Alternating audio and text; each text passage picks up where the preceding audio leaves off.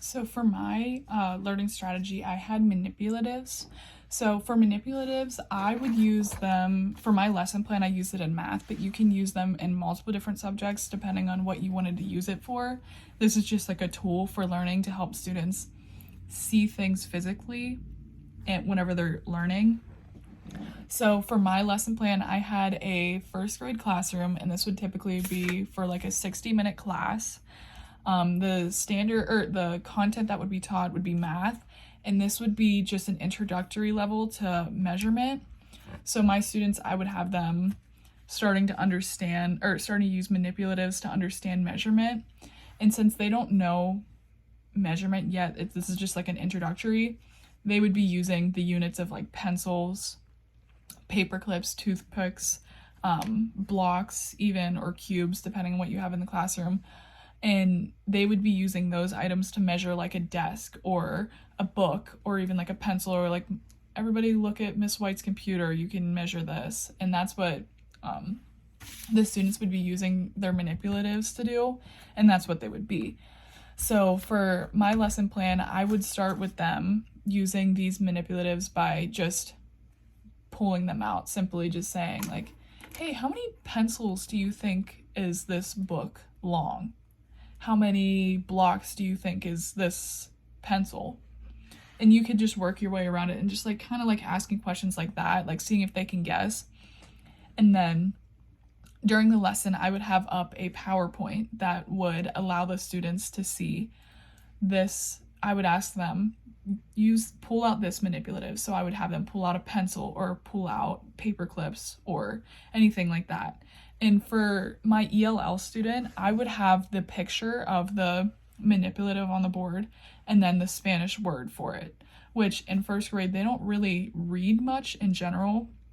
But if the student understands Spanish and they can understand like what is on the board whenever they read it, then that would work for them.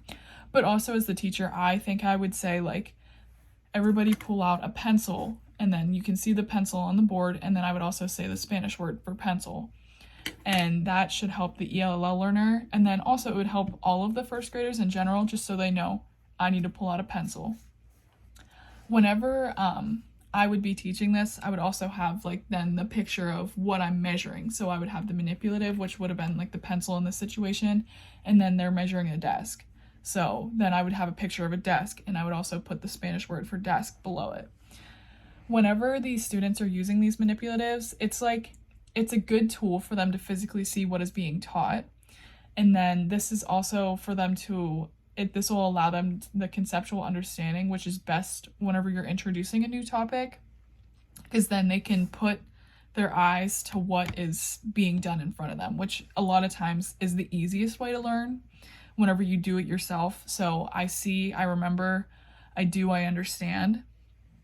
And then for the next part of the lesson, I would have the students work in partners as well. So they're exploring in groups. So it would just be them and their partner. And for the ELL student, that would work pretty good for them as well, because their partner could say, oh, it's talking about a pencil. So then the students would both pull out a pencil, and then they would use that to measure whatever item is being measured in the classroom. And they would be using their manipulatives in that sense.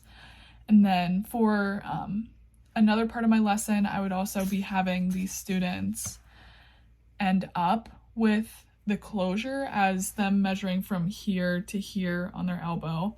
And then they would go up to the teacher whenever they have figured it out, and they could whisper it in my ear or something, and then that would make it a little bit more fun. So then the students come up, and then we can measure it together, as long as there's enough time allotted for that to where you could have all of the students tell you your answer, so you understand that they are getting the understanding. And then for my ending of my lesson, I would have an extra page, which is in a math journeys book. I have it linked on my lesson plan, but it says I measured, and then they would draw the picture of what they measured. And then it would say it is about blank pencils long. And then that would tell them that they have to draw a picture of what they measured and how many pencils long it would be. So it's another closure activity for them to do just while the other students are telling me how long their arm is. this lesson is great for whenever like they're just learning to understand how to do this and using manipulatives.